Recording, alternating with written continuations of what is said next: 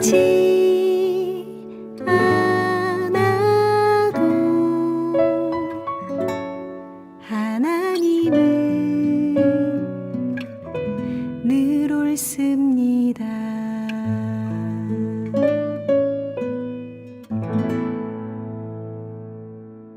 샬롬, 주님의 평강이 여러분과 함께하기를 기원합니다.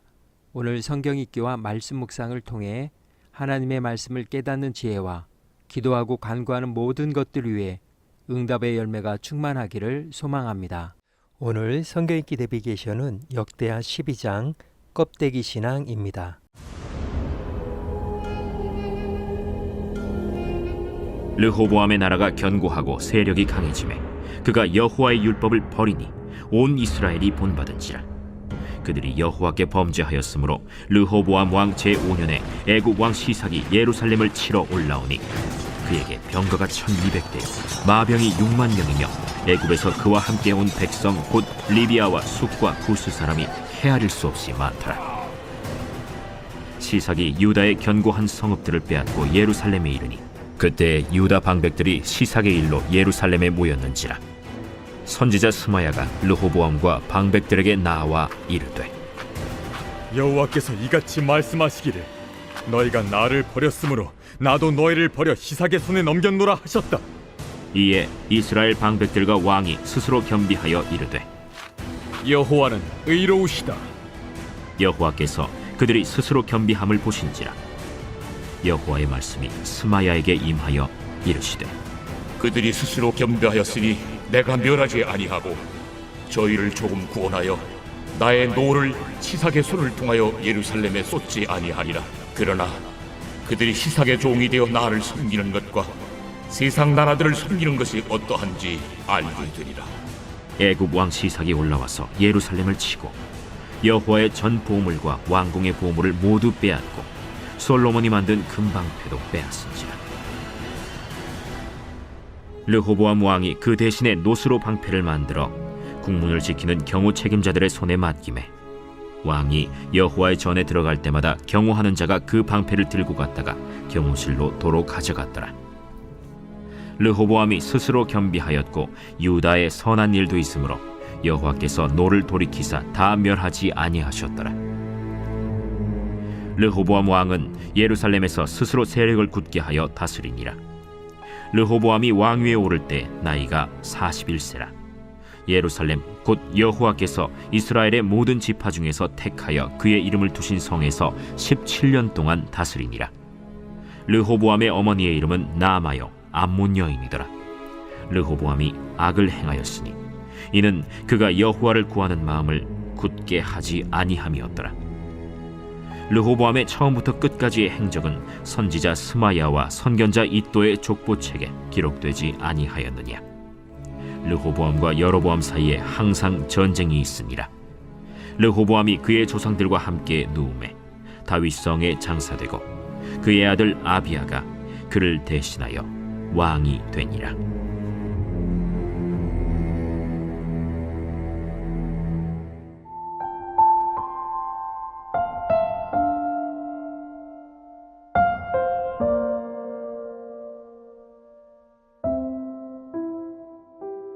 껍데기 신앙.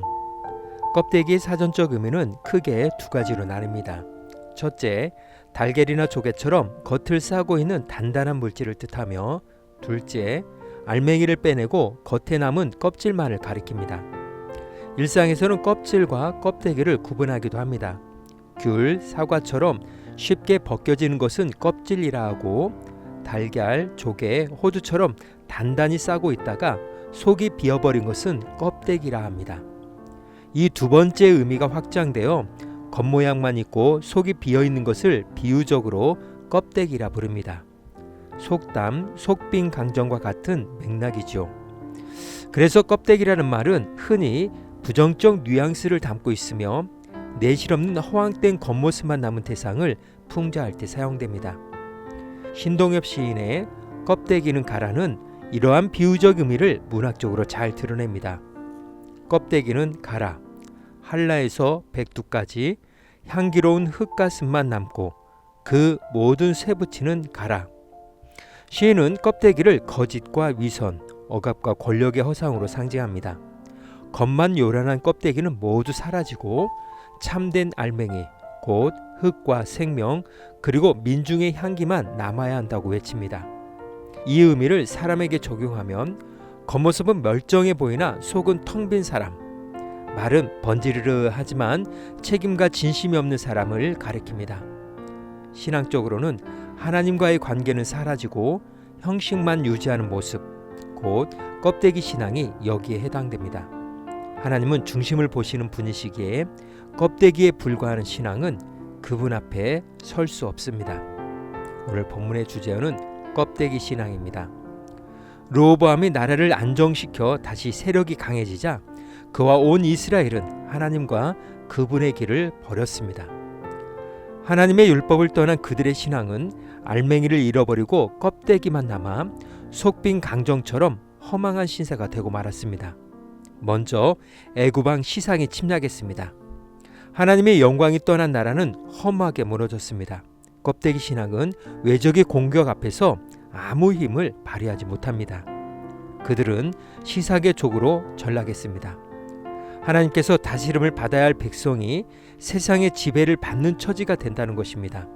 껍데기 신앙은 결국 세상의 종이 되고 맙니다. 또한 성전의 금 방패가 빼앗기고 노 방패로 대신하게 되었습니다.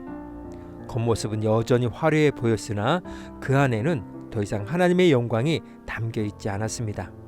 껍데기 신앙은 진짜를 잃어버린 채 모양만 흉내내는 가짜로 남습니다.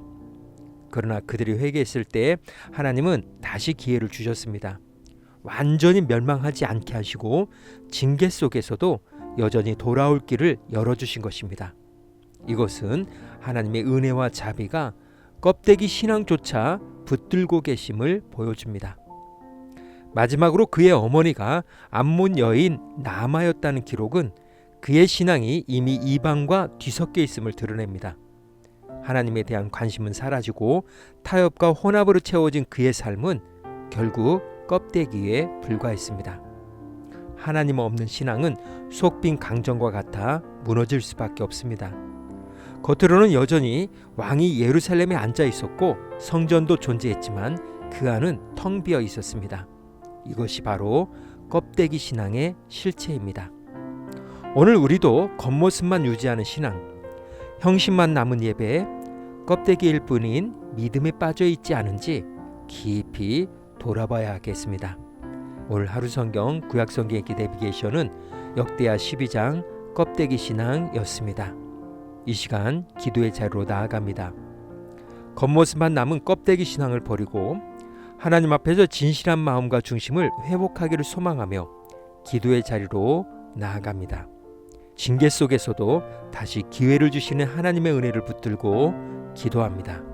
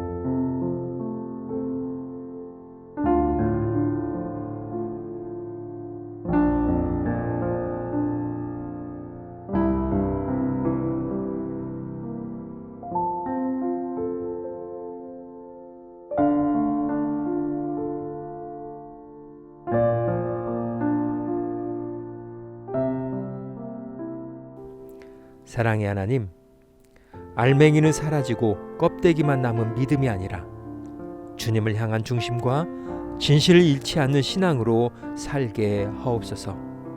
겉모습을 채우는 노방패가 아니라 하나님의 영광으로 빛나는 삶이 되기를 원합니다. 형식이 아닌 본질, 껍데기가 아닌 알맹이로 오직 주님을 예배하게 하옵소서. 오늘은 이렇게 고백하며 나아갑니다. 껍데기가 아닌 알맹이 신앙으로 예수님의 이름으로 기도합니다. 아멘. 이제 음악이 마칠 때까지 자유롭게 기도합니다. 하나님께서 우리의 기도에 귀 기울여 주십니다.